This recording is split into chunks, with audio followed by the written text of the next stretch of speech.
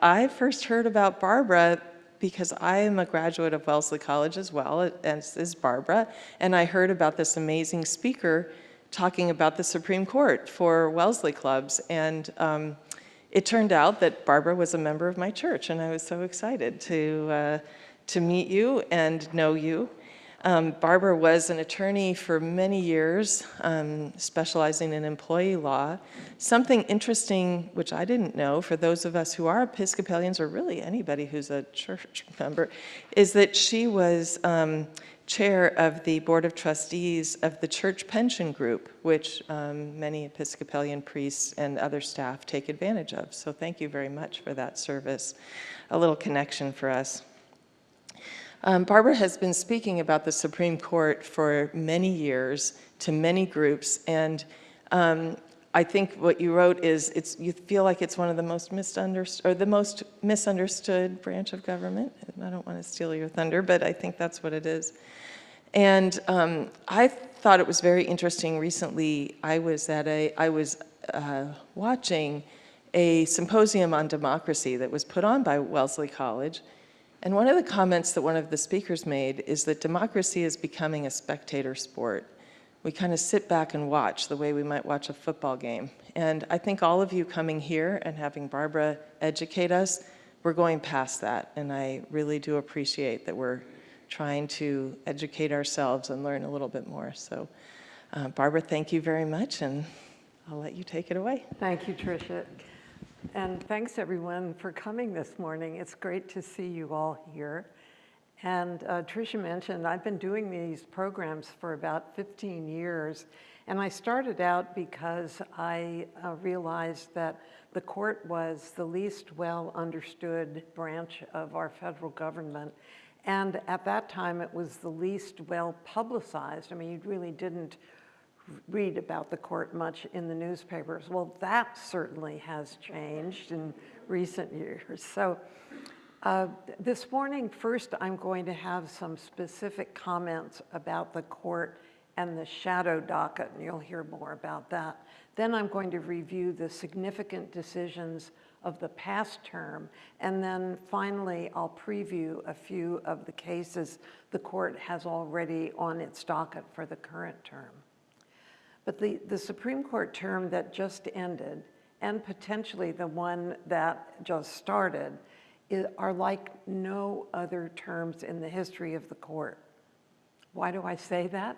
Well, it's because since the inauguration of President Trump, the court's shadow docket has come out of the shadows and landed on the front page of the newspapers. So what's the shadow docket, you ask? Well, let's go back to the basics for just a moment. The court's 9 justices conduct court business in 2 ways. First, they have a regular docket, and on that regular docket, cases that are appealed from lower court decisions are first extensively briefed in writing, then the court hears oral arguments, and then finally the court issues a ruling and a written opinion that goes into detail about the basis for the court's ruling and its reasons for its decision. And in many cases, one or more justices may offer a dissenting opinion, setting forth their reasoning as to why the court should have reached a different result. But the second way that the court conducts its business is on its alternative emergency docket. Now, that's the official name of it, the emergency docket. It's also known as the shadow docket. And this involves all sorts of requests to the court to take specific actions in cases pending in lower courts. For example, the court might be asked to lift an injunction imposed by a lower court or otherwise reverse a lower court's order in an ongoing case. Well, in the case of the emergency docket, the court's procedures are very different. There is minimal briefing, and the briefing schedule is accelerated. Oral arguments are rare, and decisions can be very brief, meaning the court does not necessarily explain the basis for its ruling. Moreover, the court's announcements don't necessarily disclose how individual justices voted on the matter. So it's all very shadowy, shall we say. Well, I have two reasons for saying that this past term has been historically different. The first is that the sheer volume of all action on the emergency docket. During the full term preceding the current one, the court issued 140 rulings on the emergency docket. And that's a huge increase over past years, and it compares to just 55 signed opinions on the merits docket. That's a decrease in the number. So in general, it seems that the emergency docket is becoming the main source of the court's work and maybe crowding out the regular docket. And that has huge implications for the work of the court. But the second reason I say that this term is historically different is that since Inauguration Day, the Trump administration has filed over 30 emergency applications. And that's a dramatic increase from past administrations. Presidents Bush and Obama each filed 8 requests in 8 years in office. The first Trump administration filed 41 in 4 years, and the Biden administration filed 19 in 4 years. So this term, the Trump administration's applications are at a significantly higher rate than the first term, and their applications for relief on the emergency docket during this second term are on track to soon exceed the combined total of Bush, Obama, and Biden. Now, the volume of these emergency applications is not really surprising, given the Trump administration's flurry of executive orders and other actions designed to give effect and implement the objectives of Project 2025 and the ensuing litigation seeking to block these actions. Nevertheless, during the month since Inauguration Day, the action on the emergency docket has really eclipsed the regular docket in the national attention. And more importantly, I think has diverted a lot of the justices' time and energies. However, the real attention-grabbing aspect of these emergency requests by the Trump administration isn't just the volume of them, but the fact that the court has ruled in favor of the Trump administration in the large majority of these applications, 84% according to one count that I saw.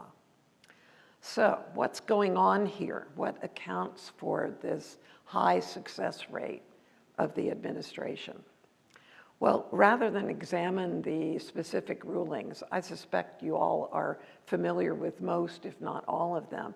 I'd like to focus on what they suggest might be going on with the court. I have 6 observations, including a few possible explanations.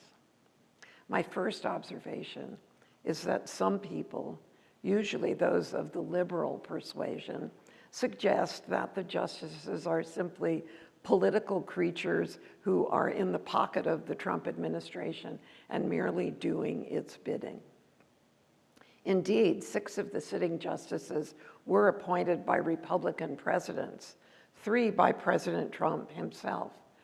Perhaps the most startling comment along these lines came from the Supreme Court bench itself.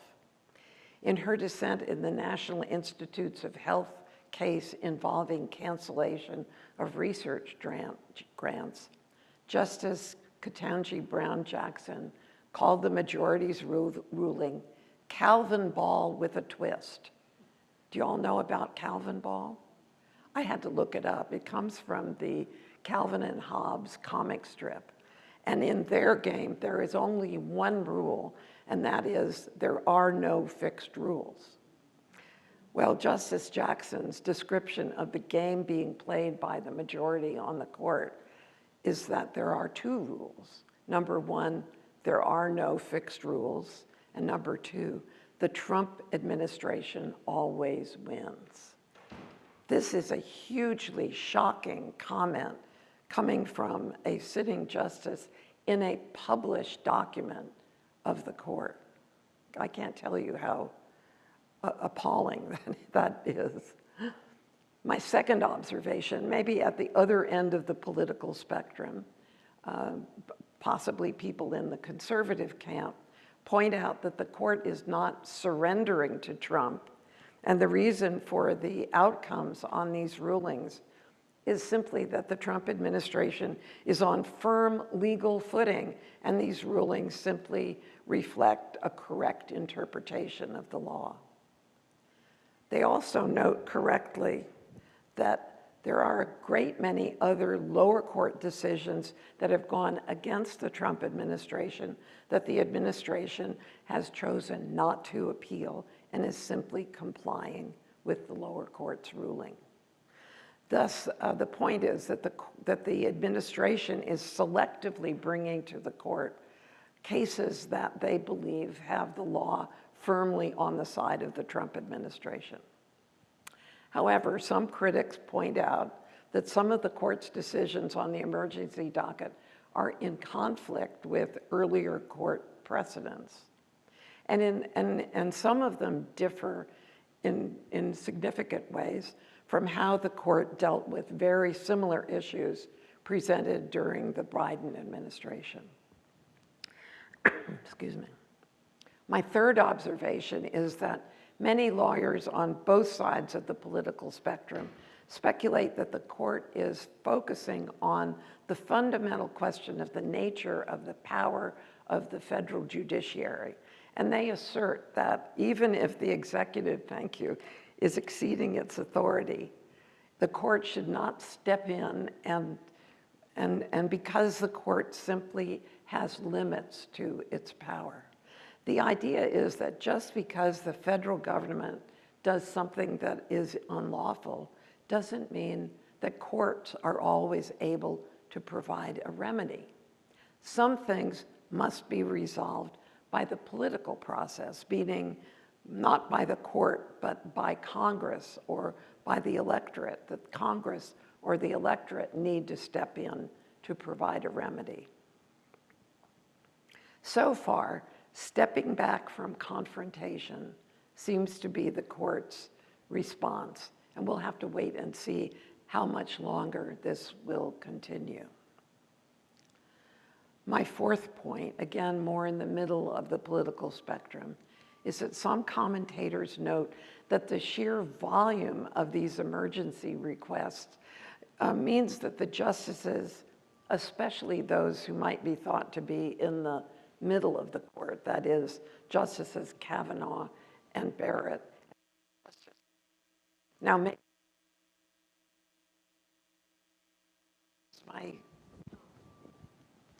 can you hear me? Okay. These individuals are definitely conservative justices. They're just slightly less conservative than the three further to the right of them. But the theory is that these, the justices, and especially these three, are conserving their political capital for upcoming big cases that raise fundamental questions about the role of US courts or the rule of law itself. So on the left, this inclination to defer a hard decision has been called appeasement. But on the other observers have suggested that the court is simply picking its fights in the fine tradition of Chief Justice John Marshall and seeking to avoid a constitutional crisis of the type that could occur if the administration decided not to follow a ruling of the court. Now, so far, this has not happened. We do not have a constitutional crisis of that sort today. But keep in mind that underlying all of this is the fact that the court itself does not have the power to enforce its rulings. My fifth point is that there's a procedural aspect to these emergency rulings that is very noteworthy. Traditionally, when of whether relief from an injunction or a court, courts are required to apply two factors. First, they're supposed to look at the would prevail on the merits of the case. And secondly, they're supposed to look at a collection of factors called balancing the equities, which involves considerations such as whether a party would suffer significant irreparable harm if the relief is not granted, or what harm would granting the relief cause to the other side, or even whether granting or denying the relief would be in the best interests of the public. Well, lower courts are still required to apply both of those factors, but the Supreme Court, in addressing questions that come to it on the emergency docket, seems to have abandoned the equities, at least where the government is a party to the case, with the result that it gives the appearance of only looking at the likelihood of success on the merits. It's as if the court's view is that the government would suffer irreparable harm if it cannot immediately implement its programs, and that this outweighs any potential harm to the other side.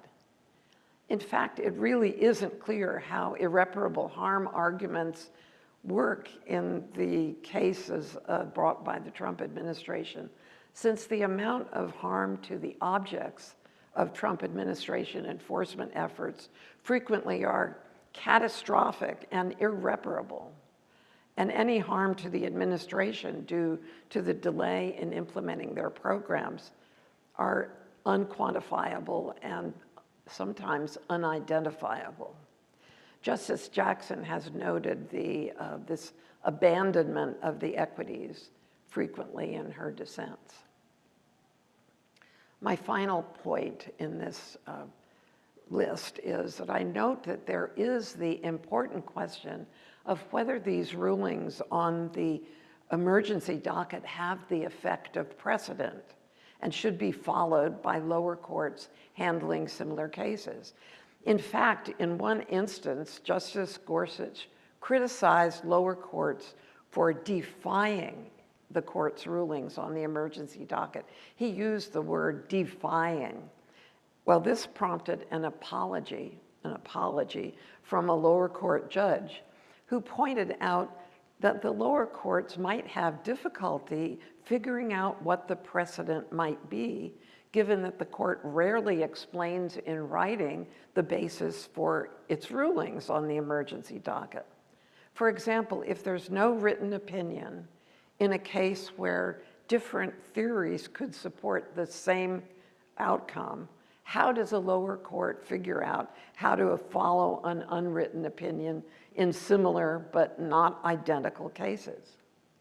Well, recently, the New York Times published the result of a survey that it had conducted among a large number of federal lower court judges.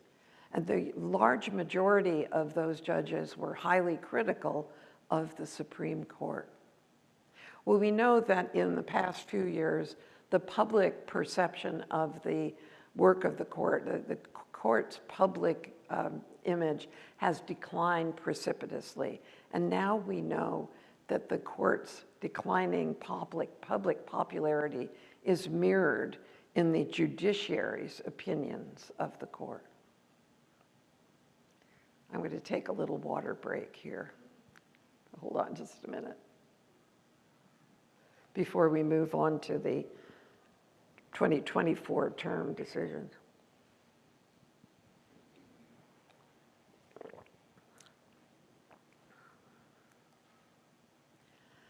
I'm going to cover 5 primary areas: freedom of religion, sex discrimination, freedom of speech, gun issues, Second Amendment, and environmental law. So starting with freedom of religion, the court decided several important cases. For example, the court held 6-3, divided along political lines. I used to call it ideological lines, and I've decided this year I'm going to call it what it is. Okay, so they were divided along political lines, and they held that the free exercise clause of the First Amendment is incompatible with the Montgomery County, Maryland law that failed to give parents the right to opt their elementary school age children out of instruction that included LGBTQ plus themes. So this continues a long line of court decisions upholding individual opt-outs in the name of freedom of religion. So here the parents won the right to take their children out of particular sessions whose content was adverse to their religious beliefs. In another case, the court unanimously struck down a Wisconsin law that exempted only certain nonprofit religious organizations from paying unemployment compensation taxes. Taxes always seem to rear their ugly head eventually. So Wisconsin had said that Catholic Charities wasn't eligible for this exemption because, unlike other denominations, it didn't engage in proselytization of the Catholic religion or limit their services to Catholics. The court held that this constituted an impermissible distinction between denominations in violation of the First Amendment.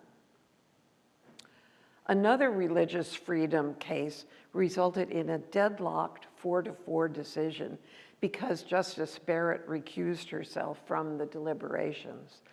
So as a result, the court left in place a Oklahoma Supreme Court ruling rejecting an effort to establish at taxpayer expense the nation's first religious charter school. Since at least 2017, the court has ruled for parents and religious institutions in challenges to state policies that barred them from receiving state funds that were available to secular but not religious recipients. For example, in a case coming out of Missouri in 2017, the court held that public funds available to resurface playgrounds were found the court held they were available to church schools. A case coming out of Montana in 2020, the court held that tax credits used to provide funds for children to attend private schools could not exclude religious schools. And a case coming out of Maine in 2022, the court held that public funds used to pay tuition must extend to religious as well as non-sectarian schools. But this term's case would have taken the trend to a new level of government connection with religion. Because if the court had ruled in favor of the school, that would have represented the first time ever that the court had allowed direct and complete taxpayer funding of a faith-based school, which would have been a triumph of the free exercise clause of the First Amendment, but I think a huge defeat for the establishment clause of the First Amendment. Let's turn to sex discrimination. Well, the court issued a 6-3 ruling, again divided along political lines, upholding a Tennessee law prohibiting sex transition medical treatments for transgender minors.